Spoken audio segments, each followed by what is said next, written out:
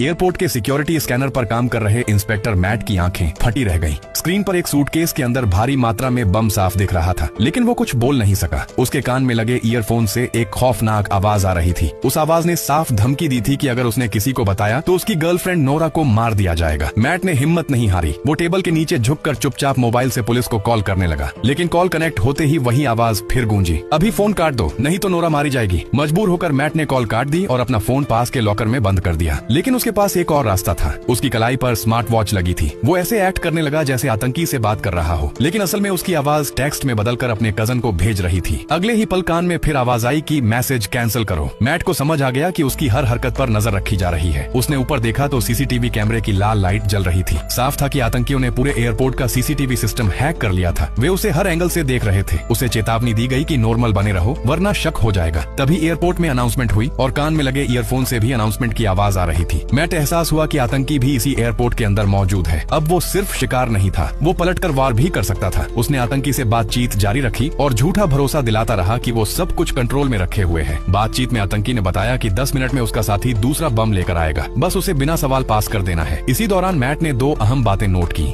पास ही एक बच्चा रो रहा था और फोन पर बात करता शख्स कुछ चबा रहा था, जैसे खा रहा हो। मैट ने सामान ले जाने वाली बेल्ट रोक दी और ध्यान से आसपास देखा। थोड़ी दूरी पर एक महिला की गोद में बच्चा रो रहा था और पास के बार के सामने एक आदमी कुछ खा रहा था। उसके जबड़े बिल्कुल वैसा ही हिल रहे थे जैसा आवाज में सुनाई दे रहा था। मैट समझ गया कि यही आतंकी है। अब उसने चाल चली। बेल्ट रुकने से एक यात्री नाराज हो गया और झगड़ा करने लगा। मैट ने इसी बहाने पास खड़े पुलिस अफसर को बुला लिया। बहस के दौरान उसने यात्री का बोर्डिंग पास लिया और एक खास अदृश्य स्याही वाले पेन से उस पर आतंकी की जानकारी लिख दी। ये स्याही सिर्फ यूवी लाइट में दिखती है। पुलिस अफसर इशारा समझ गया। पास लेकर वो कंट्रोल रूम की तरफ बढ़ गया। मैट को थोड़ी राहत मिली, लेकिन जैसे ही उसने पलट कर देखा, आतंकी अपनी जगह से गायब था। तभी उसने देखा कि वही आदमी चुपचाप पुलिस अफसर के पास गया, कंधे से टकराया और आगे बढ़ गया। कुछ सेकंड बाद ही वो पुलिस अफसर हार्ट अटैक से जमीन पर गिर पड़ा। आतंकी ने मौका देखकर बोर्डिंग पास वापस उठा लिया। मैट को ठंडी नजर से देखा और शांति से वहां से निकल गया। मैट पूरी तरह टूट चुका था। अब उसके पास आदेश मानने के अलावा कोई रास्ता नहीं था। थोड़ी देर बाद लाल टोपी पहने आतंकी का साथी बैग लेकर आया। मैट ने बैग स्कैन किया। अंदर जो दिखा वो उसके करियर का सबसे खतरनाक बम था। मशीन ने खतरे का लेवल 99% दिखाया। फिर भी मैट ने कुछ नहीं कहा और बैग जाने दिया। किस्मत से लाल टोपी वाले का बोर्डिंग पास नीचे गिर गया। मैट ने उसे उठाया, नाम देखा और वापस कर दिया। अब वो अंदर से बिखर चुका था। अगर वो अलार्म बजाता तो उसकी गर्लफ्रेंड मारी जाती। अगर नहीं बजाता तो प्लेन में बैठे 250 लोग मर सकते थे। घबराहट में उसे चक्कर आया। वो टॉयलेट की तरफ भागा और उल्टी कर दी। तभी टॉयलेट का दरवाजा खुला और अंदर वही आतंकी खड़ा था।